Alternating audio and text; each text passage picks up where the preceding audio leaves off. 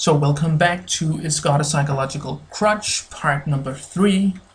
And now we will take a look at the need for God as evidence of God's existence. We can ask ourselves, is the need for God evidence of God's existence? Well, atheists will claim, no, it's not. It's evidence for his non-existence. But why? Let us dive into it. Critics of religion have no methods to show that God can be reduced to a psychological phenomenon, and that this phenomenon is brought about by human weakness. That assertion is nothing but an unsubstantiated speculation. It's based on data which might as well point in the direction of the existence of God. If we study the human species, there is no doubt that it as a whole is endowed with a strong urge towards the divine, and why not interpret that to mean that therefore the divine probably exists? When we observe the human need for water, then it would be ridiculous to argue that we imagine the existence of water because we are thirsty. It would also be ridiculous to argue that we imagine the existence of food because we are hungry, or that we imagine the existence of our family and friends because we feel a need for social relations. That would be really, really poor explanations. Our physiological and social cravings coexist with an awareness that there exists real things in the real world that can satisfy these needs.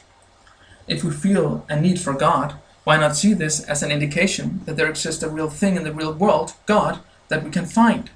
At least the atheist should see this as a possibility worthy of serious investigation.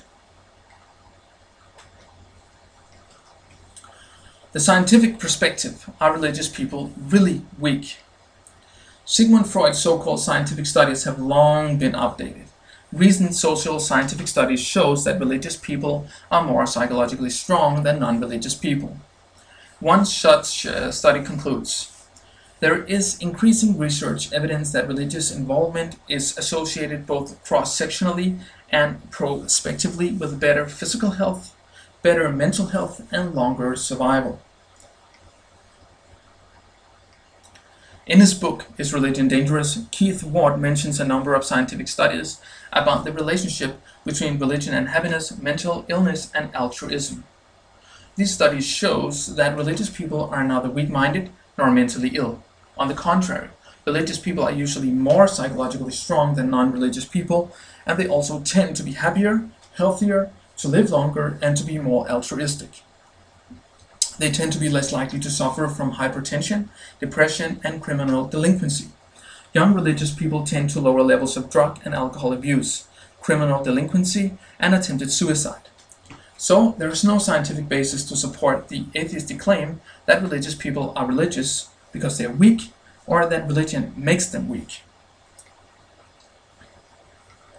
And if you like, you can see the references here. Just let them be here for a couple of seconds for you to read. And please remember to visit my blog if you like, vaishnavaapologetics.wordpress.com. There are more videos, more text about how to defeat atheistic arguments. So thank you very much again for viewing the video and listening to my text. Have a very nice day.